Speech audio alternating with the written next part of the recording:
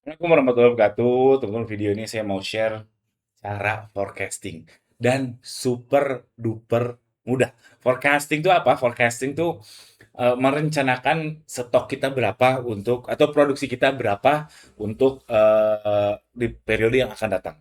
Entah seminggu, entah sebulan, entah 3 bulan, entah setahun. Itu terserah kekuatan uang, kekuatan produksi, kekuatan impor itu beda-beda. Yang intinya forecasting itu meramal. Dan ini cara meramal, cara forecasting sekarang itu super duper duper duper duper mudah dibanding sebelum era AI. Sebelum era AI itu harus ngitung, harus paham statistik. Sekarang nggak perlu. Ini caranya, saya kasih tahu caranya. Oke? Oke, langsung aja. Jadi yang dibutuhkan teman-teman setidaknya tiga ini yang teman-teman butuhkan, yaitu stok hari ini, stok saat yang Anda mau forecasting, Anda harus tahu. Karena kalau Anda nggak tahu stok saat ini, buat apa forecasting? Bingung, jangan-jangan stoknya udah mahal. Udah mahal, udah banyak di gudang. Stok saat ini atau saat Anda forecasting, lalu penjualan 7 hari terakhir sama penjualan 30 hari terakhir. Jadi di overlap gitu. 7 hari terakhir sama 30 hari terakhir. Jadi ada overlapnya sehingga si si nanti kita akan pakai AI, AI-nya akan paham ini lagi downtrend atau uptrend. Atau bisa modifikasi 6 minggu ke belakang, time series juga boleh, tapi menurut saya biar simple cukup 3 ini aja.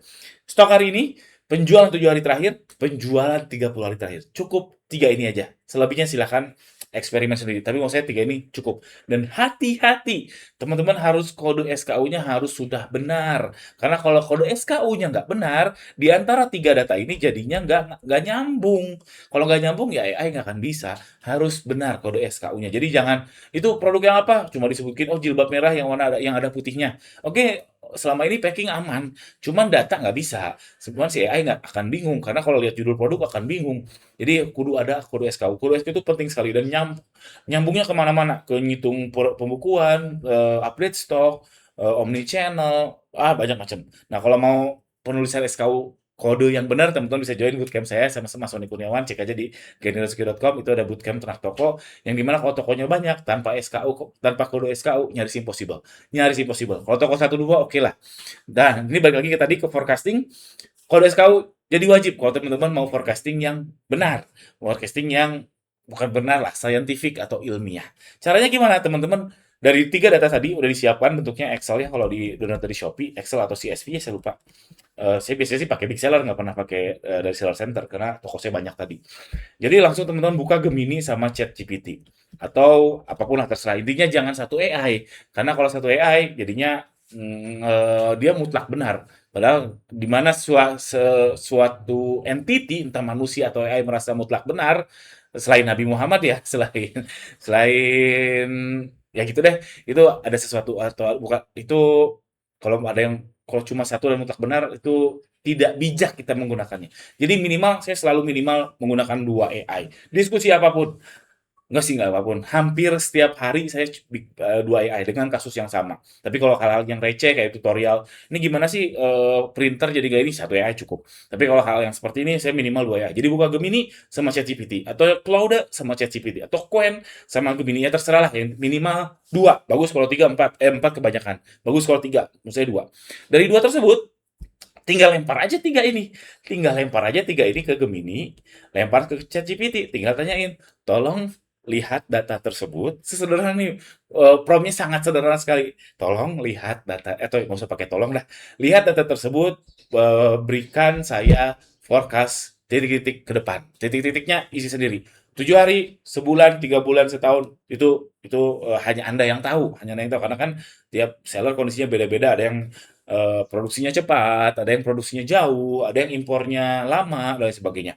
Udah lempar situ, Gemini keluarlah hasil A, ChatGPT hasil B. Nggak mungkin sama, metodenya beda. Metodenya beda, ada satu mungkin pakai Python, satu mungkin pakai R, mungkin satu lagi cuman forecasting biasa, metodenya beda. Keluar A sama B. Lalu A sama B ini disilangkan, disilangkan.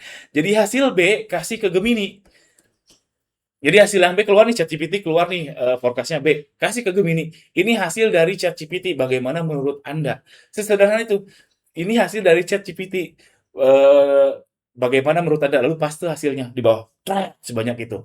Nanti Gemini akan pikir, oh iya ya, itu kata dia nanti keluarlah A aksen.